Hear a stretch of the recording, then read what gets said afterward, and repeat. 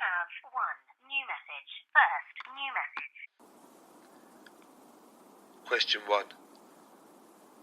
I'm always on standby, little red light, trying for weeks to tell a scene the remnants of a time code I lodged on tape somewhere between Redruth and Glasgow, somewhere between here and there, climbing back up colour bars. I swear it was after Create Your Own Narrative, but before Prin's first snow. My mind is analogue, coated in iron and leftover steel wire. High fidelity is for winners, the lucky ones. How do you navigate the maze between memory and paper?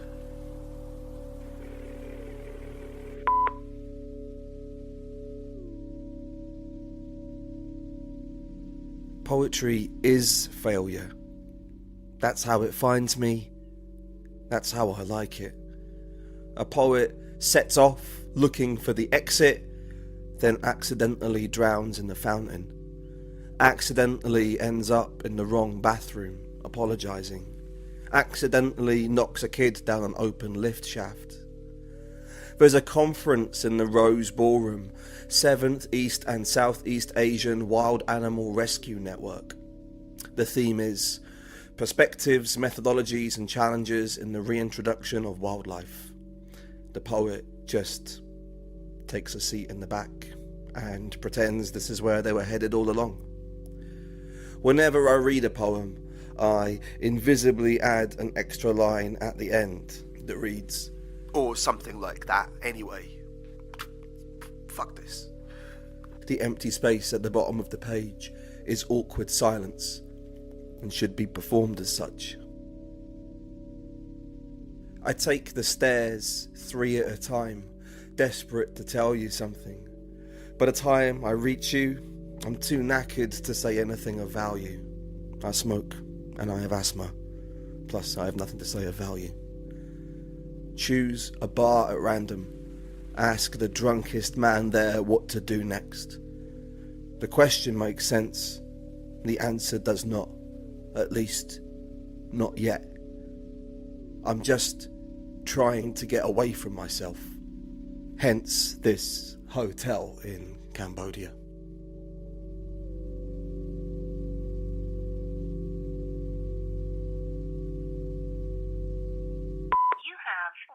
New message. First new message.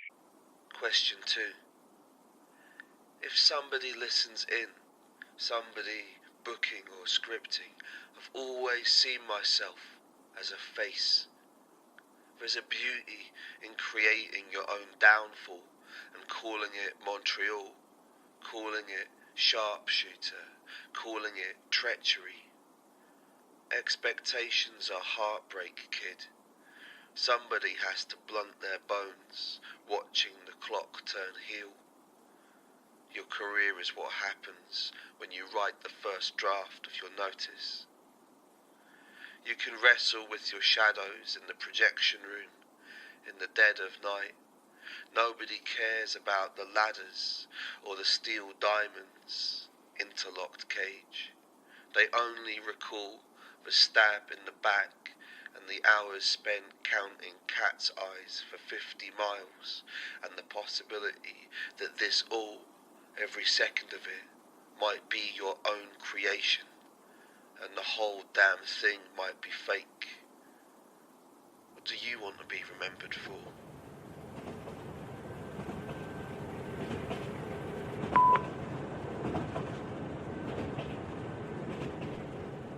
Hey Aaron, sorry this is late. This month I'm mostly trapped on trains, and though the British countryside is pretty in a plain kind of way, I can barely think straight with all the heat and noise. I want to try and start somewhere honest. Poetry makes it all too easy to duck questions, particularly important ones, hence crappy love poetry, etc. Question: do you love me? Poet: hey, look at this bowl of vegetables in October. I'm not above this shit, but sometimes you just have to say, No, I don't love you. Sorry, it's not just because of Halloween.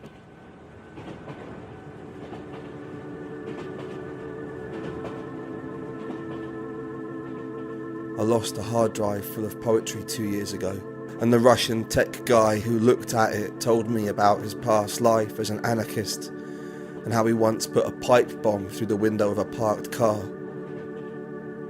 And I walked home along the Cam River feeling like I'd wasted all my sadness on the wrong objects. I couldn't rewrite those lost poems. There's something perverse about trying to repeat those journeys. Nothing feels as good as a spontaneous change of direction, but it's joyless to simulate such things. Something needs to survive, but I don't think it's the words. What needs to be passed on are the tools of poetry, the ability to look at the queue in the passport office and suddenly be having sex with a corpse. Let me try and put this another way. What I want is the feeling of being overwritten, just as I have overwritten others.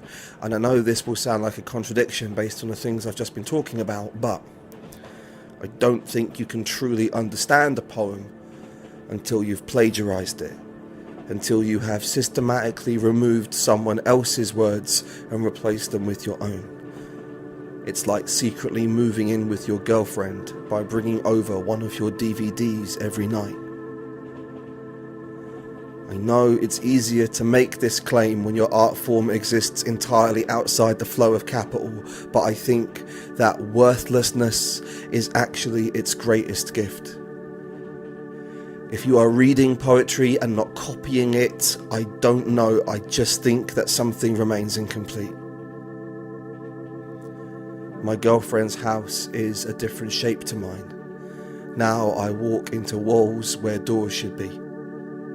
Particularly in the middle of the night when I'm trying to find the right room to pee in. Time flows differently these days. I wake up and look at her stupid blue bookcases and I don't know who the fuck I am, but not in a bad way at all. We're all victims of architecture, more or less. So, shout out to every 18-year-old typing a sort of Bukowski poem into his phone in the corner of a nightclub. I like the frequency with which you hit enter, kid. Now go back to the dance floor and sing along to Sex Bomb. It doesn't matter, in fact, it's preferable if the only words you know are Sex Bomb.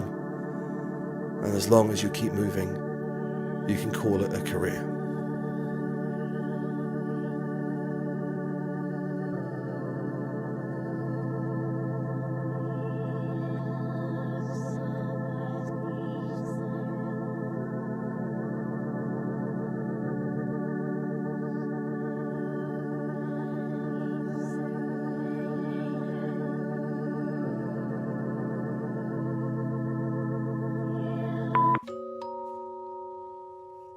You have one new message. First new message. Question 3. My car is on its way to blowing up or falling apart. I know this because I can feel it. The way you can sometimes feel it's about to rain. Even though the clouds aren't yet so full of themselves, they can be heard laughing while we sleep. I drive through my hometown every single night and wonder, what did I do to be lucky enough to escape the attempted murders and all the restlessness? All my friends, our enemies, are wasting away. I read somewhere about a driver who died after being struck by a loose brick, so now I know I won't sleep tonight. I'll be wrapped in cotton, stuffing sand into my ears, hoping those words see fit to stay on the page. And I hope there was no passenger to see the final moment, to watch that brick swing coincidence into the way of bad luck. I can hear the impact, and either silence or screams I'm not really sure what's worse. You ever get that way, Ross? You ever delve too far into the story and find yourself struggling on the wrong side of the lifeguard flags? Between my car and their car, I'm not really sure I want to drive home tonight. But I can't stay here.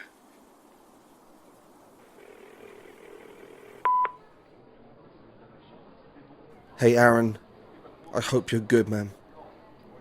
I'm in the window of a cafe in Peterborough. My first day off in 3 weeks. There's some kids in long-sleeved black hoodies despite the heat. Old guy in aviators, scuffed Rolex. A baby with a cyan hair clip. A saxophone plays Christa Berg, I think. A man that looks like Louis C.K. in a blue anorak slowly sets up a stall in the courtyard. The sign says, Energy Recruitment Roadshow. He loads mysterious silver parcels onto a fold-out table. This is a town of terrible dresses.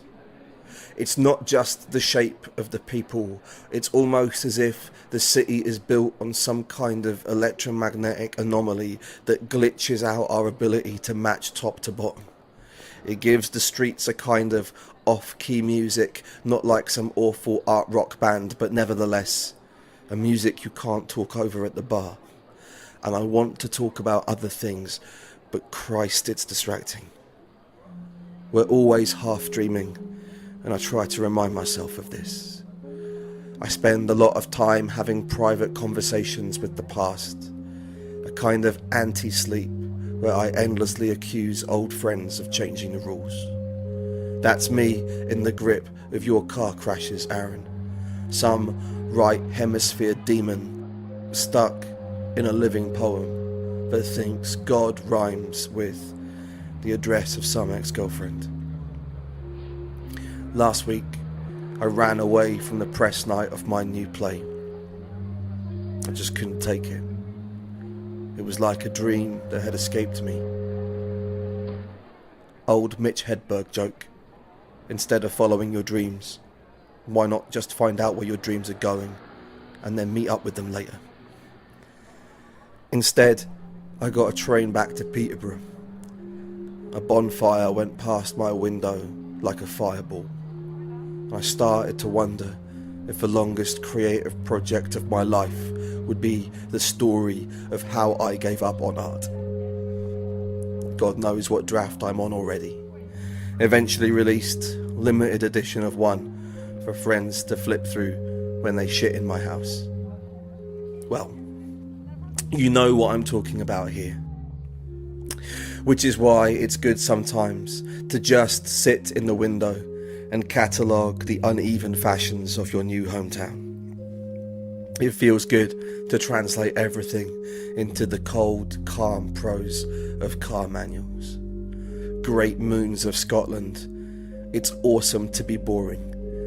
At 4:35 on the 24th of September.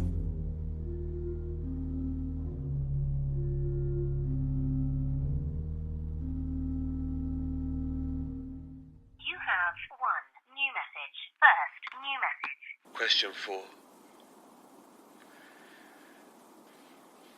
Se deve suonare tutto questo peso delicatamente e senza sordino. It was winter, blue, when they split the bark and married it with chemicals. Molten salts press Johannes Gutenberg's words onto the population. Every byproduct of some father's racism. There are 290 boxes to think outside of, to play both summer and winter, red and blue, for 14 times, 14 midnights, 14 full moons. Some impromptu fantasy, I suppose. I still call my father's name in my sleep, in triple P dynamic, so I don't disturb the neighbours and give them reason to care. I like the nonchalance, don't you? Isn't it nice knowing you can call the cat in at night without worrying that next door might offer a hand? I hallucinate, spring yellow out of bed when grass is luminescent in twilight. Pavor nocturnus, killing either God or my father 20 years late for it to make a difference. I've already used this sentiment in a poem, but I get lazy and I can't kill my demons in one stream of thought. Buy me delta sleep, rip the turpentine and soap from my glands. Give me beautiful sleep architecture. House my dreams in autumn brown.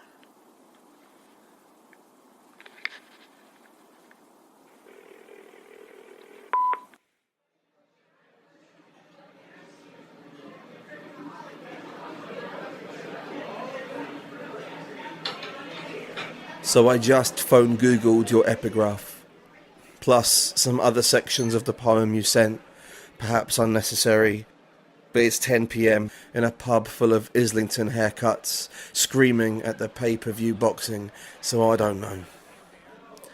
I don't have much faith in ignorance tonight. Your poem had a sadness, a ghost house and Dramamine, and I don't want to steer away from it. It would be all too easy to do so. Poets write responses all the time, though they tend to fail the basic rules of conversation. It's more like two drunks in an airport bar. Johannes Gutenberg sounds a lot like my youngest son, let me tell you, ... When we started, I told you I used writing to escape, but the ethics feel different when you're not on your own. It's douchey to leave a date through the bathroom window. And this is a date of sorts, Aaron. I'm sorry. Poetry is a failing restaurant with a suspiciously broad buffet. Just missing with a right cross across the top.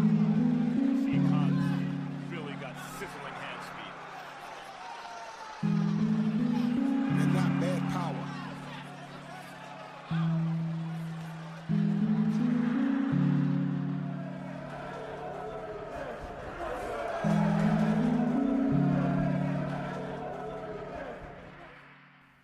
On my first day teaching poetry in prison, my boss led me across an empty ochre courtyard, through endless gates and checkpoints, the wind incomprehensible.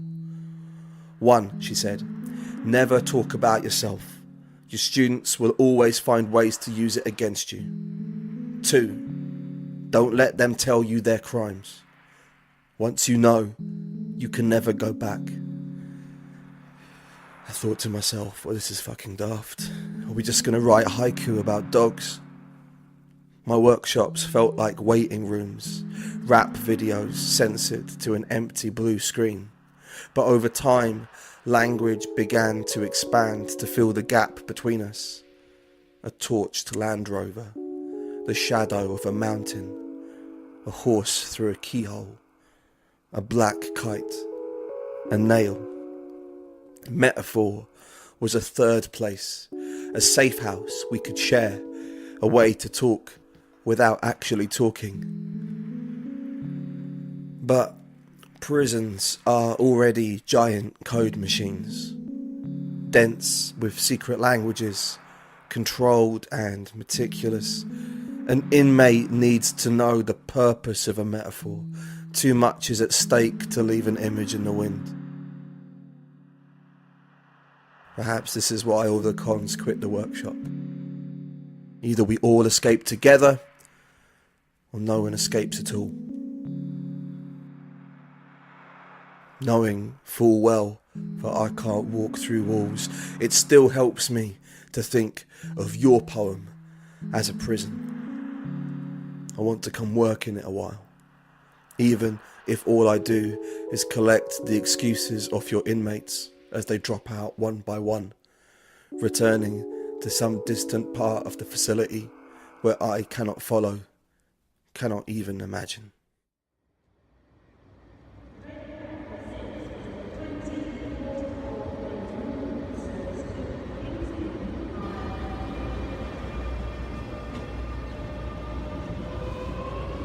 Se deve suonare tutto questo peso della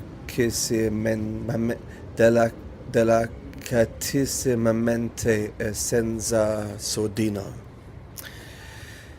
This whole piece ought to be played with the utmost delicacy and without dampers. A request lifted from the opening page of Beethoven's Sonata 14. Is this a plea for a delicate reading, a delicate interpretation, or a delicate response? Should I skip through it lightly, the colour wheel spinning the scenes into one clip of moonlight? Or should I move slow and cautious, weigh every word, listen for the story behind your dream? If I ignore someone's scar, does that make me delicate? Or is the delicate reading to ask from where it came? Modern players of the Moonlight Sonata ignore this request. The piano has changed. Now a note left undampened outstays its welcome. This is what Wikipedia says anyway. No, the maestro's advice now ruins the song. No, don't say ruins. Say updates. The moon we once sought, destroyed by reflection, Dopplered by its own waves. I bought it on iTunes. I'm playing it now. Steve Anderson, Classics for the Heart. King's Cross, empty at this time of night, glows like a kind of caffeinated heaven, as if the dead were more awake than any of us. Vague shadows of the evening, pub dregs and night shift filtered through the snow of Sonata 14. Unheard, but calculated by breath and movement, as Ludwig wrote it, an invisible sadness. The last drunks, minds like pranked campus fountains, explain themselves over and over. On a long enough timeline, we all share a past. The last train out of this station is mine.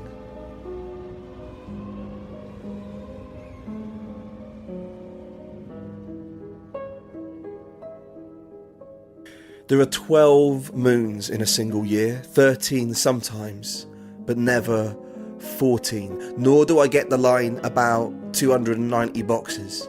Google just brings up storage solutions. The 290 bus route to Twickenham. The University of Illinois Psychology Department has a form called 290, but you have to log into the system to read it. Insert. 1 week later, 290 is the number of votes that wins Donald Trump the election. I reread your phrase, impromptu fantasy, with newfound horror when I woke this morning. I am trapped outside the dream. I do not understand. I may never understand. Am I asleep or awake? Christ, I want to fucking vomit.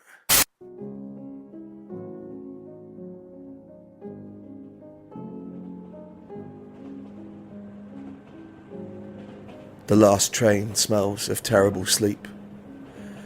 I'm far too tired to keep writing, but way too far from home to stop. A voice says, Stevenage, like anything matters.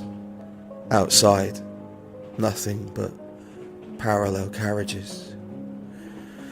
Release 290 on Project Gutenberg is the Stark Munro letters by Arthur Conan Doyle, who, based on this low-res painting, was the spit of my granddad, very much a locked room mystery of his own.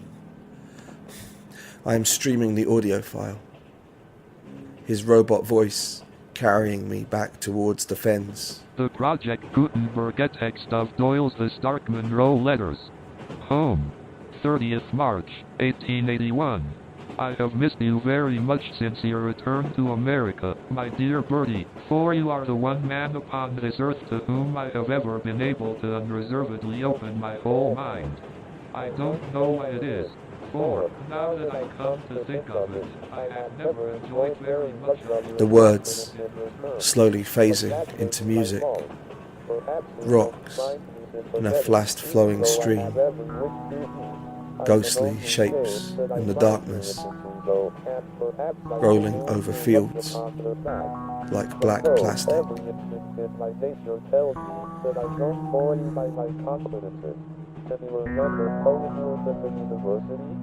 Never were in the academic set, and so it is possible that he is known.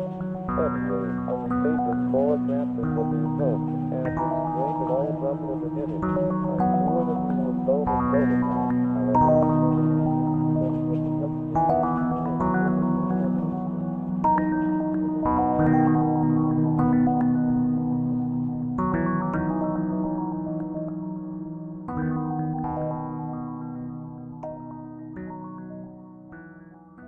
Sometimes I am sent to teach soldiers.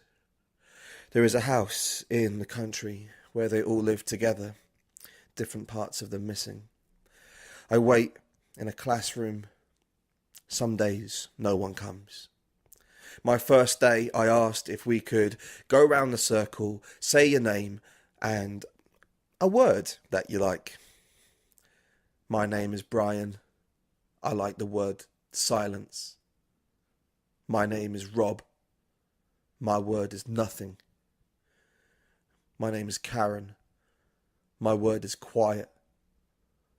My name is Christopher. I like the word no. Triple P dynamic means pianissimo. More musical notation. Play very, very soft. These days, we just sit and talk about movies. I don't care.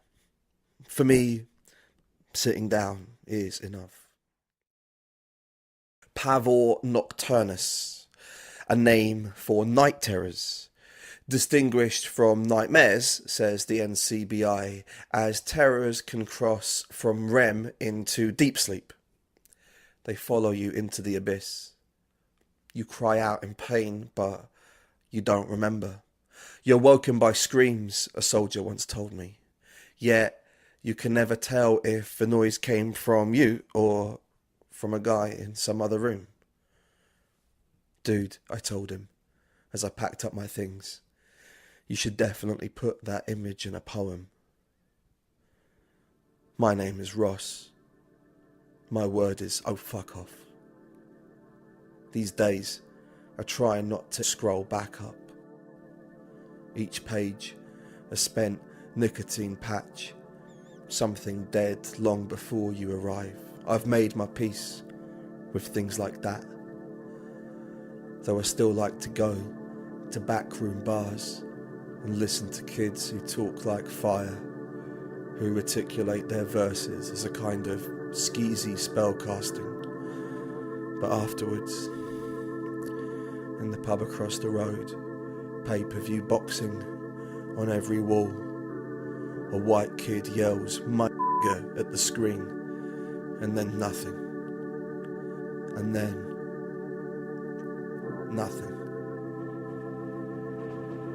The fight continues on screen, but my neighbours are undisturbed.